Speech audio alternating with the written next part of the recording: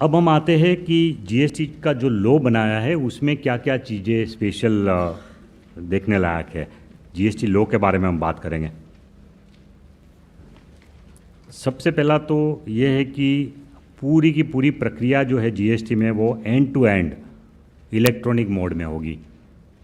There will be no manual filing of returns allowed, there is no manual filing of returns allowed. पूरा का पूरा and to and जो है electronic होगा। पान बेस्ड रजिस्ट्रेशन होगा। जीएसटी में जो रजिस्ट्रेशन नंबर हम दे रहे हैं वो रजिस्ट्रेशन नंबर का कंपोजिशन ऐसा है कि उसके अंदर ही पान के जो कितने 6 डिजिट होते हैं पान के 10 डिजिट का जो पान नंबर होता है वो जीएसटी का जो टोटल 15 कैरेक्टर का जो नंबर है, 15 डिजिट का जीएसटीआईएन नंबर, वो जीएसटीआईएन नंबर के अंदर पान नंबर अंदर है। सो it is A part of the GSTIN registration number पान। सो विदाउट पान nobody can take registration of GST. Without PAN it's not allowed. So this is one thing that is there. आपको 20 लाख से ऊपर का turnover है तभी registration कराने की ज़रूरत है, लेकिन अगर आप इनपुट टैक्स क्रेडिट लेना चाहते हैं तो 20 लाख से नीचे भी आपका टर्नओवर है तो भी आप रजिस्ट्रेशन वॉलंटरीली करा सकते हैं। लेकिन अगर आप रजिस्ट्रेशन कराएंगे तो आपको रिटर्न भरना पड़ेगा हर महीने। तो ये पॉसिबिलिटी है। अगर आप अप्लाई करते हैं जीएसटीआईएन रजिस्ट्रेशन के लिए, नया फॉर्म है, तो all documents are to be given online only. और 3 दिन के वो जैसे ही आप फाइल करेंगे, मान लो आज के दिन में फाइल किया आपने एप्लीकेशन फॉर न्यू रजिस्ट्रेशन, तो वो स्टेट गवर्नमेंट या सेंट्रल गवर्नमेंट को जाएगा, जिसको भी वो केस जाना है।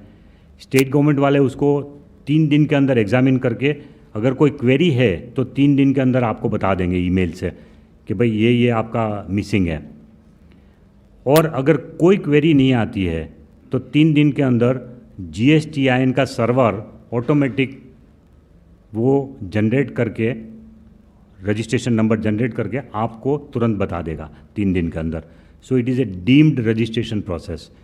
इन most cases there will be no need for telling you anything, because जो डॉक्यूमेंट आपको देना है वो आपने दिया है और उसके कारण आपको और कोई within 3 days you will get a registration number. इस तरह का सिंपल रजिस्ट्रेशन रखा है। नेक्स्ट, एक इनवॉइस मैचिंग का भी हमने प्रोविज़न रखा है। अगर आपको इनपुट टैक्स क्रेडिट चाहिए तो इनवॉइस वाइज मैचिंग करेंगे हम। वो प्रक्रिया में आगे जाके आपको थोड़ा समझाऊंगा कि ये इनवॉइस मैचिंग का जो प्रोविज़न है, काफ़ी सारे व्यापारी लोग शायद ये आपके पास आए भी होंगे ये कह के भाई ये तो बड़ा डिफ़िकल्ट है और क्यों हमारे ऊपर क्यों बोझ डाला जाएगा। बट मैं आपको समझाऊंगा तो आपको पता चलेगा कि invoice matching is not a great thing. वो बहुत सिंपल चीज़ है। मैं आपको बताऊंगा उसके बारे में एक प्रक्रिया के जरिए। नेक्स्ट चीज़ की जो है वो set of auto populated monthly return. तो रिटर्न की पूरी प्रक्रिया भी मैं आपको अलग से एक प्रोसेस में समझाऊंगा। अभी मैं इसको छोड़ देता हूँ। जैसे कि मैंने बताया, कंपोजिशन टैक्स पेयर को सिर्फ क्वार्टरली रिटर्न भरना है, उनको इनवॉइस वाइज डिटेल भी नहीं देनी है, उनको सिर्फ टर्नओवर देना है अपना कि 3 महीने में टर्नओवर कितना हुआ वो देना है। जीएसटी प्रैक्टिशनर की भी एक प्रोविज़न है कि जो कि आपके बिहाफ पे, छोटे ट्रेडर के बिहाफ पे जीएसटी प्रैक्टिशनर को रिकग्नाइज किया जाएगा। They can file return on your behalf. तो अगर आपके पास ये सुविधा नहीं है कि मैं खुद रिटर्न हैंडल कर सकूं तो जीएसटी प्रैक्टिशनर का एक प्रोविज़न रखा है, एक्ट में ही रखा है, जो जीएसटी प्रैक्टिशनर जो है आपको मदद कर सकता है। उसके अलावा हम काफ़ी सारी स्टेट और सेंट्रल गवर्नमेंट के ऑफिसेज में हेल्पलाइन रखने वाले हैं और physical centres for helping you, hand holding के लिए, कि अगर आपको कोई भी तकलीफ पड़ रही है तो उस ऑफिस में आके वहाँ के कंप्यूटर से बैठ के भी आप अपना रिटर्न फाइल कर सकते हैं। इस तरह के कुछ फिज़िकल सेंटर्स भी रखेंगे। और हेल्पलाइन नंबर तो स्टेट और सेंटर का रीजनल लैंग्वेज में भी होगा, जो अपने अपने स्टेट में रीजनल लैंग्वेज में भी होगा स्टेट का, और हमारा भी सेंट्रल जो हेल्पलाइन सेंटर है वो भी रहेगा।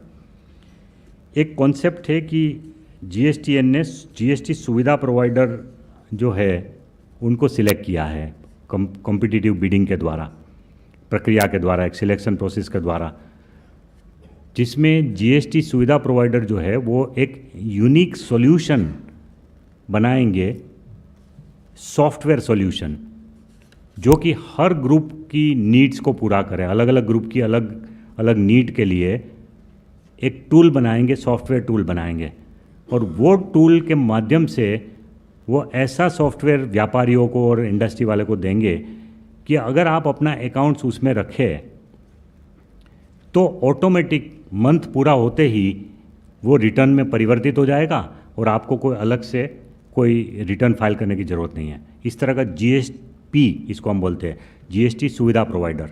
तो जीएसपी जो है वो उसका भी 34 of them are already enlisted, and I think in the round 2 they are again opening the thing, some more startups and some more companies want to come forward, तो उनके लिए एक सेकंड राउंड भी ये लोग जीएसपी के लिए खोल रहे हैं। उनके अलावा जो जीएसपी वाले अपना अपना प्रोडक्ट जो बना के लोगों की सुविधा के लिए उपलब्ध कराएंगे, उनके अलावा भी एक ऑफलाइन टूल जीएसटीएन ने खुद बना के पब्लिक डोमेन में वो रखने वाले हैं। यू ऑलरेडी केप्ट इट और you are going to get, वो पब्लिक डोमेन में आ जाएगा। एक खुद का जो जीएसटीएन का खुद का सॉफ्टवेयर सिंपल है, एक्सेल सीट में अगर आप अपने सब इनवॉइस की डिटेल रखेंगे जिस फॉर्म में जीएसटीएन आपको दे रही है ऑफलाइन टूल, तो उसमें अगर आप अपना अकाउंटिंग एंट्री करेंगे इनवॉइस वाइज, तो वो उस फॉर्म में है कि वो सीधा का सीधा रिटर्न में परिवर्तित हो जाएगा। तो आपको जब पहला रिटर्न फाइल करना होगा तब वो सीधा का सीधा उसके साथ एक बार कनेक्टिविटी 5 मिनट के लिए आपको चाहिए, पूरे महीने में नहीं चाहिए आपको कनेक्टिविटी रिटर्न फाइल करने के लिए। एक महीने में एक बार 5 मिनट के लिए मैं आपको समझाऊंगा कैसे ये होगा। नेक्स्ट, टैक्स जो है आप कोई भी ऑनलाइन प्रक्रिया यूज़ करके कर सकते हैं, RTGS, NEFT, beam, whatever you want to use any online methodology, debit card, credit card, और अगर वो भी नहीं है तो आप चेक से ओवर द काउंटर भी दे सकते हैं, but nothing in cash, no payment in cash except for a small amount. कितना उपेंद्र स्मॉल अमाउंट रखा है कि नहीं कैश? 10,000 तक। 10,000 तक का कैश पेमेंट भी आप काउंटर पे बैंक में कर सकते हैं टैक्स का पेमेंट, लेकिन ज़्यादातर लोग तो ऑनलाइन ही पे करेंगे। फिर कुछ ऐसी कैटेगरी है जिसके लिए TDS, tax deducted at source का प्रोविज़न है। ई कॉमर्स कंपनी के ऊपर टैक्स कलेक्टेड एट सोर्स का भी प्रोविज़न है, TCS. So TDS and TCS, इसके माध्यम से भी एक ऑडिट ट्रेल करने की हम कोशिश कर रहे हैं कि जिससे बाद में वो रिटर्न ज़रूर हमारे पास आए और उसका टैक्स पूरा का पूरा भुगतान किया जाए।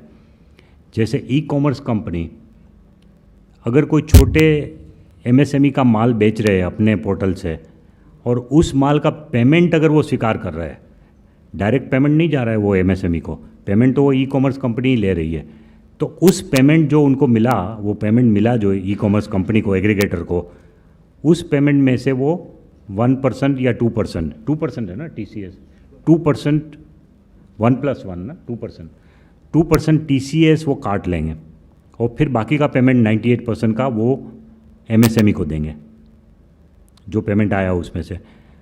और वो एमएसएमई जो उद्योग है वो फिर उसकी जिम्मेवारी रहेगी कि वो रिटर्न फाइल करे इसका, और ये 2% जो काटा गया है उसका इनपुट टैक्स क्रेडिट ले ले।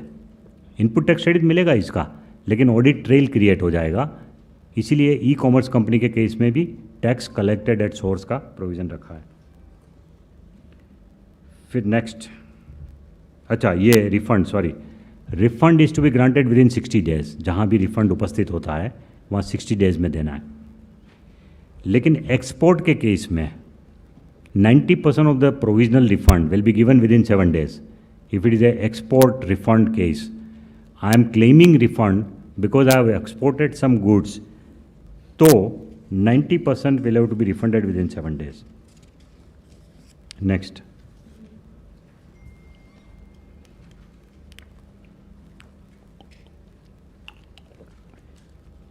जैसे कि बाकी सब टैक्स के केस में भी होता है कि अगर रिफ़ंड टाइम से नहीं आया तो सरकार, खैर कंजूसी वाला रेट है 6%, उस रेट से इंटरेस्ट देने का भी प्रोविज़न एक्ट में है।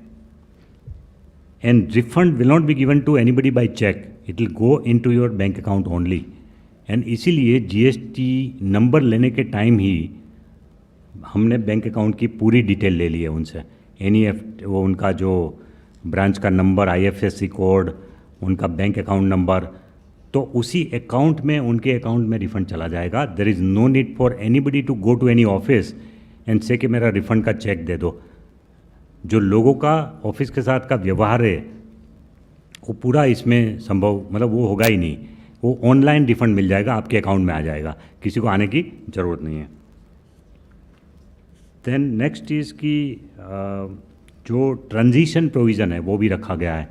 नो, ट्रांजिशन प्रोविज़न ऐसे है कि जैसे 1 जुलाई को जीएसटी लागू होगा।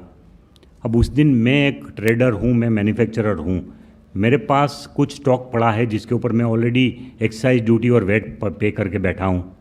ऑलरेडी मैंने एक्साइज ड्यूटी और वेट कुछ पे किया हुआ है, तो उसका भी तो इनपुट टैक्स क्रेडिट मिलना चाहिए जीएसटी में। तो उसके लिए प्रावधान करने के लिए ट्रांजिशन रूल बनाए हैं, इसको बोलते हैं हम ट्रांजिशन रूल। और वो ट्रांजिशन रूल्स, अगर आपके पास पूरी रिसीट है कि आपने वेट और एक्साइज ड्यूटी पे किया है, तो 100% आपको वो इनपुट टैक्स क्रेडिट मिलेगी। और अगर आपके पास रिसीट नहीं है बाय चांस, क्योंकि you got it indirectly via somebody else, तो फिर आपको 40% मिलेगा इनपुट टैक्स क्रेडिट। तो विदाउट इनवॉइस ऑल्सो आप क्रेडिट ले सकते हैं उस माल का, कि उस माल के ऊपर जो नॉर्मल रेट होता है उसका 40% आपको मिल जाएगा। तो ये ट्रांजिशन रूल्स है। जॉब वर्क के लिए एक स्पेशल प्रोसीजर है। काफ़ी लोग तो जॉब वर्क ही करते हैं, भले ही 20 लाख से ऊपर का जॉब वर्क कर रहे हो, लेकिन जो जॉब वर्क कर रहा है, जैसे टेक्सटाइल में है, काफ़ी लोग यान में से कपड़ा बनाने का, फैब्रिक बनाने का पावर लूम पे काम कर रहा है, वो सब जॉब वर्क लेते हैं। यान उनका खुद का नहीं है, यान किसी बड़े लोगों का है, उनको देते हैं, इतना स्पिंडल देते हैं, बोलते हैं कि आप मुझे कपड़ा बना के दो और इतना रेट हम आपको देंगे कपड़े बनाने का। तो जॉब वर्क कर रहे हैं पावर लूम वाले। तो जॉब वर्क वाला चाहे 60 लाख से ऊपर का भी माल पैदा कर रहा है, तो भी उनके ऊपर कोई लायबिलिटी नहीं है जॉब वर्कर के ऊपर। वो पूरी लायबिलिटी वो उनके ऊपर है। सिर्फ जॉब वर्क के लिए कुछ हिसाब किताब रखना है कि ये जॉब वर्क में जा रहा है और जॉब वर्क में वापस आ रहा है। तो जॉब वर्कर जो है उसका प्रॉफिट तो कम होता है, लेकिन उसका कारोबार की वैल्यू शायद 20 लाख से बढ़ जाएगी जॉब वर्कर की। तो जॉब वर्क वाले को कोई कंप्लायंस बर्डन नहीं आएगा, ये ध्यान रखा गया है एक्ट में। फिर एक सिस्टम बनाया गया है जीएसटी कंप्लायंस रेटिंग की। जैसे हमने बोला ना कि हम इनवॉइस को मैच करेंगे, और अगर इनवॉइस मैच नहीं हो रहा है तो फिर आपको इनपुट टैक्स क्रेडिट पहले तो दे देंगे, लेकिन 1 महीना वेट करने के बाद रिवर्स कर देंगे, वो मैं आपको समझाऊंगा। और अगर ऐसे व्यापारी के साथ आपका नाता पड़ा कि जिसने आपसे तो टैक्स ले लिया, लेकिन उसने सरकार में आपका वाउचर दिखाया नहीं और सरकार में उसने टैक्स नहीं पे किया, तो ऐसे व्यापारियों का ट्रैक रिकॉर्ड देखने के बाद कि उसका डिफ़ॉल्ट रेट कितनी बार हुआ, कितने ट्रेडर के साथ, वो कंप्यूटर खुद ढूंढेगा उसका, और उसके आधार पे हर व्यापारी का रेटिंग होगा। A grade, B grade, C grade, D grade, इस तरह का एक रेटिंग होगा, जो भी इनका वो प्रणाली है। तो कंप्लायंस रेटिंग बोलते हैं इसको। सो दैट जब आप दूसरी बार किसी व्यापारी के साथ डील कर रहे हैं, उनका माल खरीद रहे हैं, तो आप देखेंगे कि इसका ट्रैक रिकॉर्ड क्या है। और जो बार बार डिफ़ॉल्ट करते हैं, किसी को माल बेचने के बाद वो टैक्स सरकार में जमा नहीं करते, तो उनका लो कंप्लायंस रेटिंग होगा। ऐसे लोगों से आप दूर रह सकते हैं और नेक्स्ट टाइम डील करने में ध्यान रखेंगे। और कंप्यूटर खुद इसको बना देगा, क्योंकि कंप्यूटर को मालूम है कि किस GSTIN नंबर का कितना डिफ़ॉल्ट हुआ, उसके आधार पर तुरंत बन जाएगा।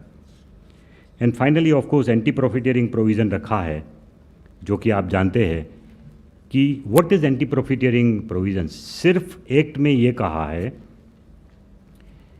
कि जब भी अगर कोई सरकार जीएसटी के आने से टैक्स में कटौती करती है, तो वो कटौती आपको कंज्यूमर को पास डाउन करनी है। इतना ही सिंपल एंटी प्रॉफिटियरिंग प्रोविज़न है। फिर ये कहते हैं बी पार्ट में, दिस इज ए पार्ट, क्योंकि जब हमने नियम बनाया कि आप पास डाउन करोगे और अगर किसी केस में नहीं हुआ, तो फिर उसके ऊपर ध्यान रखने के लिए कुछ तंत्र भी तो बनाना पड़ेगा। तो उसके लिए हमने ये कहा है कि वो काम देखने के लिए या तो हम एक एग्जिस्टिंग एजेंसी को ये काम दे सकते हैं, या फिर कोई नया तंत्र भी जीएसटी काउंसिल डिसाइड कर सकता है कि नया तंत्र बनाए। मुझे नहीं लगता कि ऐसा कोई बहुत ज़रूरत पड़ेगी इस एंटी प्रॉफिटियरिंग प्रोविज़न के प्रोविज़न को यूज़ करने की, क्योंकि ज़्यादातर आइटम कमोडिटी ऐसी है जो कि कॉम्पिटिटिव एनवायरनमेंट में पैदा होती है, कॉम्पिटिटिव एनवायरनमेंट में बनती है। तो competition itself is a good anti profiteering provision, इसलिए इसकी ज़रूरत पड़नी नहीं चाहिए। ओके, नेक्स्ट GSTN, जो कि एक बहुत दूरदर्शी के साथ सरकार ने 2013 में ही इसको बनाया गया था, उनको काम दिया गया था, उसी टाइम से उन्होंने पूरी प्रक्रिया शुरू कर दी थी। और in fact manage service provider select करने का काम भी कॉन्स्टिट्यूशनल अमेंडमेंट बिल पास करने से पहले ही हो गया था। Infosys is the manage service provider, तो उनको कॉम्पिटिटिव प्रोसेस के द्वारा उनका टर्म्स ऑफ रेफरेंस डिसाइड करना कि क्या सॉफ्टवेयर बनाने का काम देना है उनको, उनकी क्या जिम्मेवारी रहेगी, वो पूरा डिसाइड करना और वो कॉन्ट्रैक्ट देने का पूरा काम even constitution amendment bill pass होने से पहले ही हो गया था। इसीलिए अब आज हम तैयार हैं GST IT सिस्टम के साथ भी, और पूरा काम जो है फ्रंट एंड पे वो करेंगे, पर्टिकुलरली रजिस्ट्रेशन वो सब फ्रंट एंड पे होगा GSTN पोर्टल के, filing of return, making of tax payment, ये सब काम जो है वो GSTN पोर्टल पे होगा। और उसके बाद कुछ काम ऐसा है जो कि बैक एंड में स्टेट और सेंट्रल गवर्नमेंट को करना है, प्रोसेसिंग, तो वो काम के लिए भी 25 स्टेट ने ये काम GSTN को दिया है। सो सबका फ्रंट एंड का काम GSTN कर रही है और 25 स्टेट का बैक एंड का काम भी GSTN कर रही है।